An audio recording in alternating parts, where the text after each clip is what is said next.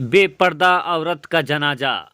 प्यारे दोस्तों, अस्सलाम वालेकुम। आप देख रहे हैं इरफानी वर्ल्ड यूट्यूब चैनल और मैं हूं मोहम्मद इरफान झारखंड। दोस्तों, आज आपके सामने एक ऐसी वीडियो लेकर आए हैं जो आपको सोचने पर मजबूर कर देगा।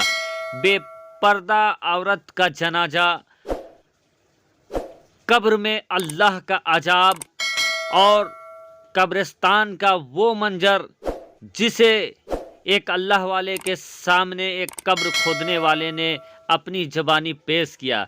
जी हाँ दोस्तों, आज आपके सामने एक ऐसी सच्ची घटना रखने वाले हैं जिसको सुनने के बाद यकीनन आपके रोंगटे खड़े हो जाएंगे, क्योंकि ये घटना कहीं और का नहीं है बल्कि इस घटने के बारे में जिनका रेफरेंस है वो है मुस्लिम बिन अम्र। हज़रत मुस्लिम बिन अम्र ने एक बार एक कब्र खोदने वाले इंसान के साथ ये पूछा, उनसे ये सवाल किया कि ए इंसान, तुम तो कब्र खोदते हो, लेकिन ये बताओ क्या तुमने कब्रिस्तान में कुछ अजीब कभी देखा है? दोस्तों, उस इंसान ने जो कुछ बताया वो सुनने के बाद आपके भी पैरों के नीचे से ज़मीन खिसक जाएगी।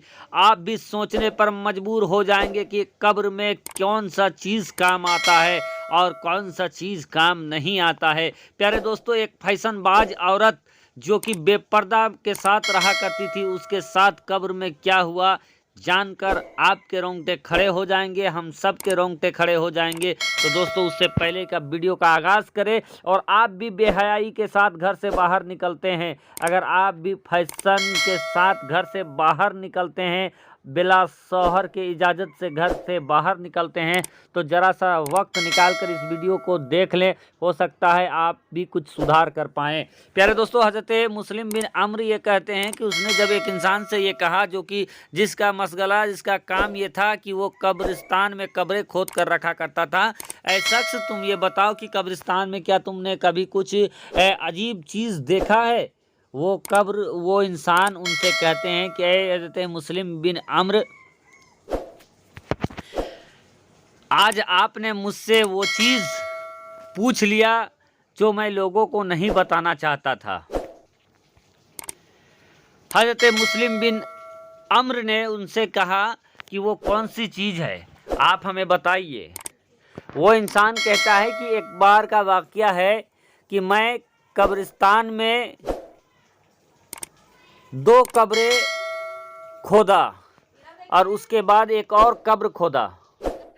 3 कब्रें खोदने के बाद मैं ये इंतज़ार करने लगा कि कोई आएगा तो फिर इन कब्रों को उनके हवाले करके जो कुछ उनसे मिले उसके बाद वो लिया जाए। बहरकैफ मैंने 3 कब्रें खोदने के बाद एक पेड़ के साए के नीचे चला गया और वह इंतज़ार करने लगा कि कब कोई आता है इन कब्रों के लिए। कि मैंने उसी वक्त ये देखा कि आसमान के जानिब से एक उड़ता हुआ एक सवार आया, घोड़ा आया और उसमें 2 सवारी उसमें थे। वो नूरानी चेहरे वाले सादे लिबास में थे वो, और दोनों आने के बाद उन कब्रों के पास चले गए और पहले कब्र के सामने जाने के बाद उन्होंने कहा कि लिखो। मैंने ये सुना कि पहले कब्र में उन्होंने ये कहा कि लिखो इसकी कब्र की चौड़ाई के बारे में कि इसके शुमाल में 12 मील चौड़ा, जुनूब में 12 मील चौड़ा, मशरिक़ में 12 मील चौड़ा और शुमाल, मशरिक़, जुनूब, मगरिब तमाम जगहों पर यानी चारों तरफ से 12-12 मील चौड़ा पहली कब्र में उन्होंने कहा लिखने को। जब उनका हुक्म हुआ कि 12-12 मील चौड़ा चारों तरफ से लिख दो, तो दूसरे ने उस चीज़ को लिख लिया। अब वो दूसरे कब्र के जानिब जाते हैं। दूसरे कब्र के जानिब जाने के बाद ये कहते हैं कि इस कब्र के बारे में लिखो कि हद निगाह तक इस कब्र को कुसादा कर दो, यानी निगाह की हद जहाँ तक है वहाँ तक चारों तरफ से इस कब्र की चौड़ाई लिख दो। अब मैं ये सोच कर ये सुनने के बाद ये मैं हैरत में पड़ गया कि आखिर इस कब्र में कौन ऐसा इंसान है जिसके लिए इस तरीके का उसका कब्र इतना चौड़ा होगा, पहले वाले का कब्र इतना चौड़ा है। और जब तीसरे वाले के कब्र के बारे में वो दोनों जाते हैं और उसके बाद ये कहता है, पहला कहता है कि इसके बारे में लिखो कि अंगूठे और शहादत अंगुली के दरमियान में जितनी दूरी है उतनी ही दूरी इसके कब्र की लिखो। अब ये सुनना था कि मैं हैरत में पड़ गया कि इतना तंग कब्र किसका है। अब मैं ये इंतज़ार करने लगा कि आखिर मैं देखता हूँ कि इन कब्रों में कौन कौन आता है। बहरकैफ मैं उस पेड़ के नीचे इंतज़ार करने लगा कि मैंने देखा कि एक मैयत चला आ रहा है, जहाँ पर 4 लोग जनाजे में हैं और मैयत को उठाए हुए हैं और कुछ लोग जनाजे में हैं। वो कब्र जब वो सामने जब आते हैं कब्र के, तो उनमें से लोग निकलते हैं, कब्र खरीदते हैं। और उसके बाद मैंने ये देखा कि उसके लिए कहा गया था कि इसका कब्र, जो पहले कब्र खरीदा उसके लिए, कि 12 मील लंबा चौड़ा हो। तो मैं जानना चाहा कि आखिर ये दुनिया में कौन सा अमल करता था कि इसको 12 मील लंबा चौड़ा कब्र मिल रहा है, इतना लंबा चौड़ा। मैंने लोगों से पूछा कि इसके बारे में बताइए कि ये दुनिया में कौन सा काम करता था। लोगों ने कहा कि ये बहुत गरीब था। पैसे का तो ये गरीब ज़रूर था, लेकिन ये रोज़ा नमाज का पाबंद था। और जब ये इंतकाल कर गया तो हम लोगों ने चंदे से इसका कफन दफन किया, और ये कब्र भी चंदे से ही मैं खरीदा है, चंदे के ही पैसे से। और यही वजह है कि लोग इनके जनाजे में अमीर लोग नहीं आए। इतना सुनना था कि वो इंसान कहता है, जब ऐसी बात है तो मुझे इस कब्र का पैसा नहीं चाहिए, आप लोग वापस रख लीजिए, और मैंने सवाब के तौर पर यह कब्र आपको दे दिया। बहरकैफ उसके बाद उसको दफन कर दिया जाता है। अब दूसरे का इंतजार करने लगते हैं कि थोड़ी दूर में ये देखते हैं कि थोड़ी देर के बाद एक शहर के जानिब से एक जनाजा आ रहा है, जिसमें सिर्फ 4 लोग ही मौजूद है।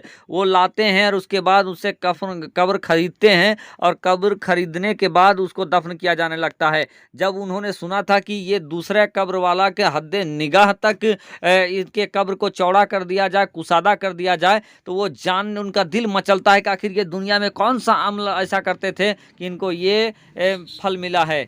वो पूछते हैं ये कौन था, दुनिया में क्या करता था, तो लोग कहते हैं कि इनके बारे में किसी को कुछ मालूम नहीं है, चूँकि ये मुसाफिर थे और इनका मौत हो गया, मुसाफिरत में ही मौत हो गया है। लेकिन हम लोगों ने चंदे करके इसका कफन दफन किया और यहाँ लाए हैं। इतना सुनना था कि वो इंसान उस कब्र वाले का भी पैसा वापस कर देता है और कहता है, लोगों सुनो, मैं जानता हूँ कि ये कोई ऐसा वैसा बंदा नहीं, बल्कि ये अल्लाह का एक मकबूल बंदा है। अब थोड़ी देर के बाद देखता है कि एक दूसरा जनाजा आ रहा है, लोगों की कसरत है, लोग भाग भाग कर जनाजा दे रहे हैं। जब आता है वो कब्र खरीदते हैं, दफन करने लगते हैं, तो ये इंसान पूछता है कि आखिर ये किसका जनाजा है।